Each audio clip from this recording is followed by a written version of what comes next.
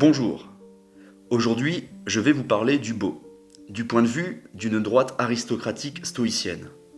Lorsque je dis aristocratique, il ne faut pas l'entendre au sens péjoratif, c'est-à-dire comme l'expression d'une lignée, d'une noblesse de sang ou d'un héritage familial. Il s'agit plutôt d'une manière d'être au monde, d'un comportement, d'une tenue morale, d'un caractère.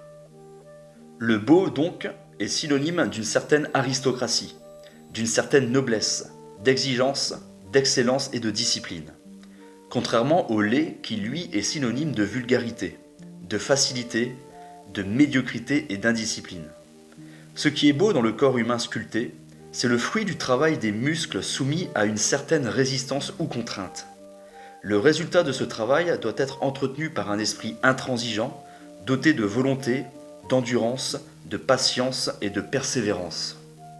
Contrairement au corps non sculpté, donc laid, qui est sous l'emprise d'un esprit laxiste, négligent, relâché et paresseux.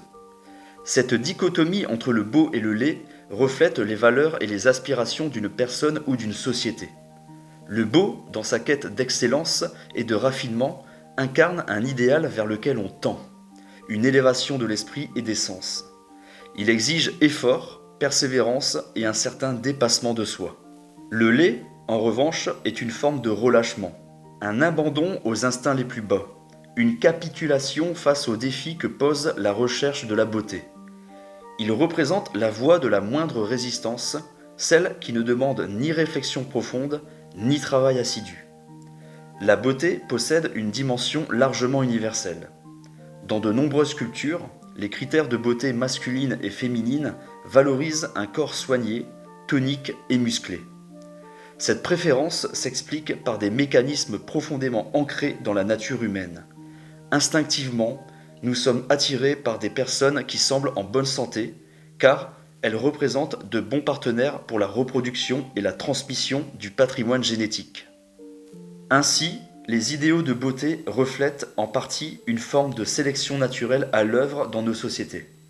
On constate bien évidemment la même chose chez l'homme dans son art, où, pour sculpter de beaux édifices, il a dû faire preuve de patience, de persévérance, de maîtrise, de calcul et de volonté. On ne recherche plus la beauté désormais. Il n'y a qu'à comparer l'architecture moderne à celle d'autrefois. Elle témoigne néanmoins du reflet des esprits de ses bâtisseurs. Il n'y a plus de belles idées donc. Le laid prédomine dans nos architectures, nos infrastructures et nos vies. Le beau n'est pas subjectif, il est objectif, parce qu'il touche à l'ordre, à l'harmonie, à la hiérarchie naturelle. Il est ce qui élève, ce qui appelle vers le haut. Il est vertical là où notre époque est horizontale, égalitaire, plate. Le beau fait naître la noblesse dans le regard. Regardez une statue grecque, ce n'est pas qu'un corps, c'est une idée, une volonté sculptée dans le marbre. Ce sont les formes d'un homme tourné vers l'idéal, vers l'excellence, vers l'élévation. Il est équilibre et transcendance. La modernité, qui est l'idée même de hiérarchie, est donc le beau. Elle préfère l'absurde, le difforme, le bruyant. Elle célèbre la laideur comme une libération, alors qu'il ne s'agit que de décadence. Le beau demande un effort. Le beau demande une discipline. Il suppose que tout ne se vaut pas. Le beau est une insulte à l'époque. Il est réactionnaire, fascisant, diront les décadents, car il affirme, par sa seule présence, qu'il existe un ordre supérieur, une hiérarchie des formes, un appel à l'élévation. Le beau ne flatte pas, il exige, il dresse, il écrase les médiocres et exhorte les âmes nobles. C'est pourquoi notre temps le hait.